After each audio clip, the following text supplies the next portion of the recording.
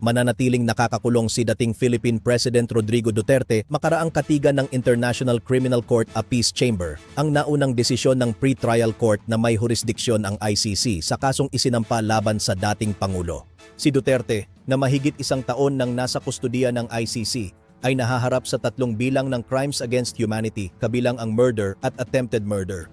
Ang kanyang argumento na nawalan ng jurisdiksyon ang ICC matapos ang pag-withdraw ng Pilipinas sa Rome Statute noong 2019 ay tinanggihan ng korte.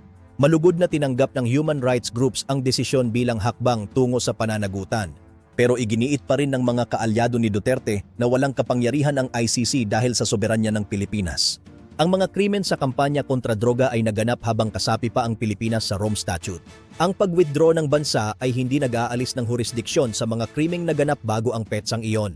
Walang error of law or procedure sa naunang desisyon ng pre-trial chamber pa. Ang Pilipinas ay nananatiling hindi kasapi ng ICC ngunit nakamasid sa proseso. Kaugnay nito, nakatakdang magpasya ang pre-trial chamber sa Abril 28, 2026 kung may sapat na ebidensya upang ituloy sa full trial ang kaso. Hindi pa nagbibigay ng pahayag ang kampo ng pamilya Duterte habang ginagawa ang ulat na ito. Manatiling nakasubaybay sa ating Sakto Unlimited Quick Bulletin na unang matutunghayan sa Sakto Subscription Hub, saktoradiotv.com website at iba pa nating social media platforms. Scan QR code, click subscribe